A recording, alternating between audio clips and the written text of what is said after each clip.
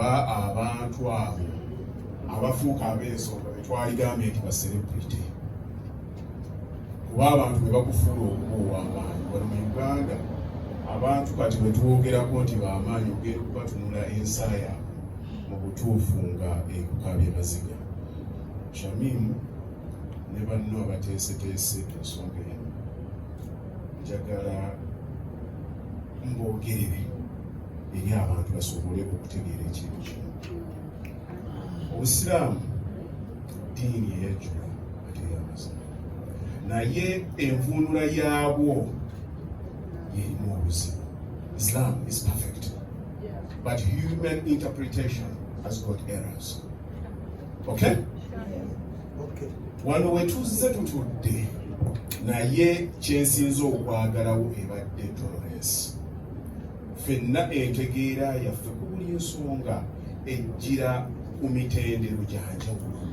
Tetusobola kutegeera kintu kimu ku ntegeera y'emu ku budde bwebumu. We tuli wano waliwo abambadde empale, waliwo abeesibye ne batabika feesi, waliwo n'abasibye feesi. Hajati Kigozi bw'abadde ayogera agambye nti yasooka n'ayambala obugoye nga alaba si bwe butuukiridde kati bw'atuuse. N'anyumya olugero lwe n'agamba nti yagenda n'amala n'atereeza. Era ekigambo ky'akozesezza, it was very polished. Agambye to inspire. Faith, okukkiriza, it is set of rules z'omala okukkiriza. Obuzibu bwe tulina kutandika kukwasisa bantu mateeka. Mu bulamu bw'omuntu tebateeka tteeka. Ekintu kino nkyogedde emirundi mingi naye abantu tebakitegeera. Abantu bateesa, bw'oteesa n'onnyonnyola omuntu n'akitegeera. Omuntu ekintu ky'ayagala bw'akitegeera akikola. Bw'akikola ogenda kulaba nga mwateeka etteeka ate nga temutegedde nti mukoze eki, nti muteesa etteeka. Buli lw'otandika okulagira omuntu akola ekintu nga takitegedde, tasobola kukyagala. Tasobola kukikola lwa nsonga nti aba takikoze eki, takyagadde. Ate okukyagala kuva mu kukitegeera.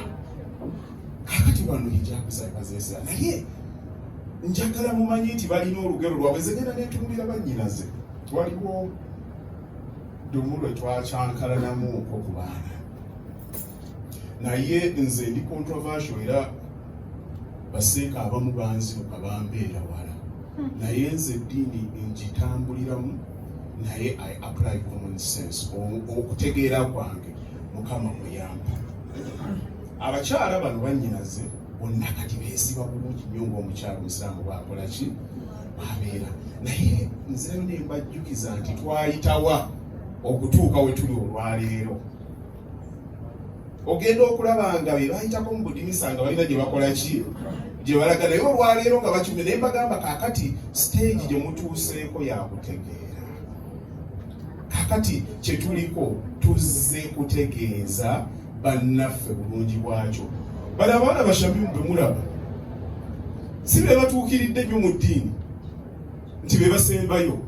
Abalala abatuukiridde baluwa okubanga be batuyise olwaleero tube nga tugenda kutandika ekintu kya hijabu. Kakati buvunaanyizibwa bwaffe okutegeera obunafu bwabwe, naye tusiime ebirungi byabwe. Omuntu yenna omutegeevu butategeera bw'atategeera, kitegeeza naawe obutegeevu bwo tebulina kye bukuyambye. Tuyambagane mu kumanya tusobole okutegeera. Shamimu, Farida, mwenna temwatandikanga mwambala ezo hijabu, mugenze musenvula.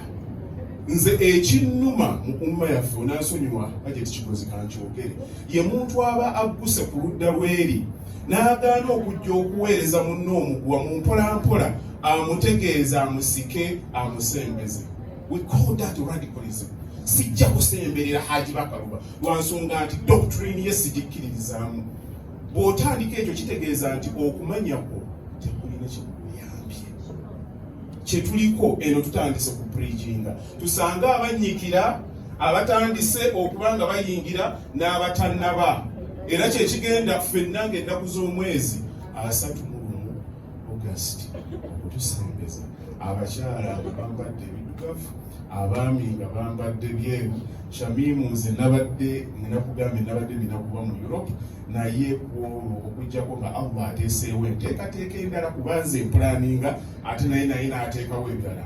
Genda kubeera lugogo ku Millennium Ground, tubeere ffenna tusanyuke, tuyige abakuba taekwondo babeerewo.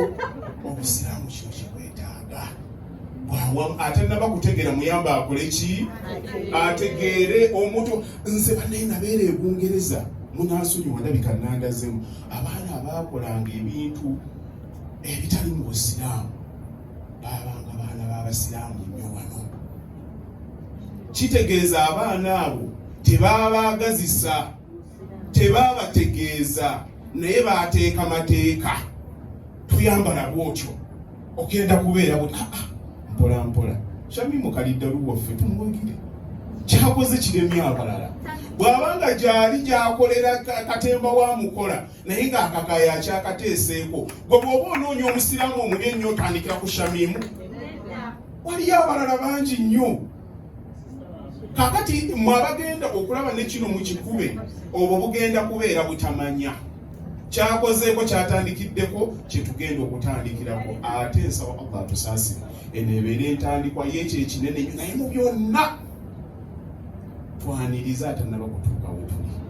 Tumusembeze kuba buli lw'otandika okubanga oyogera n'already abakikola, omuzungu agamba you are talking to the already converted. Bw'oba oyogera naawe bokka ate abakkiriza edda, ate oba olina mugaso ki? Kuba oba tokyasika. Shamimu kyakola olwaleero kyakukola ki? Tusisinkanayo ng'asatu mu lumu. Wa alaikum salaam wa rahmatullahi wa barakatuh. Tumwongere engalo ez'amaanyi. Ebirungi nga biwooma biba bingi nnyo, naye mukkirize basponsazi bangi era nga beegasse mu mbeera eno nga bwetambula. Tulina CEO owa Bukhari Medicine Onononga Kafulu Nakingu musawo mukujjajjaba shitaani zonna ezibasumbuwa. Simanya mpulira ekintu tulina ensimbi wano, simanya senga wange akoze atya, simanya mwana wa neighbor.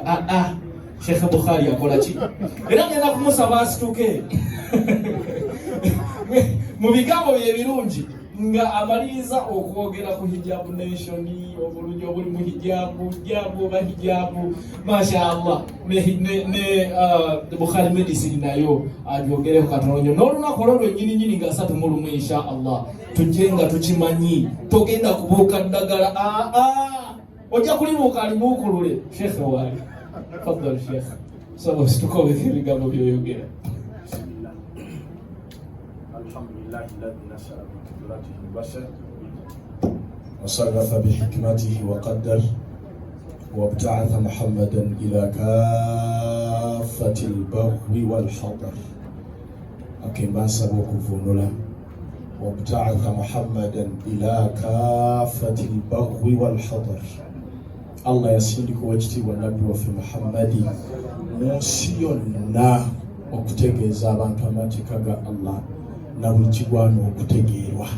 Assalamu alaikum wa rahmatullahi wa barakatuh.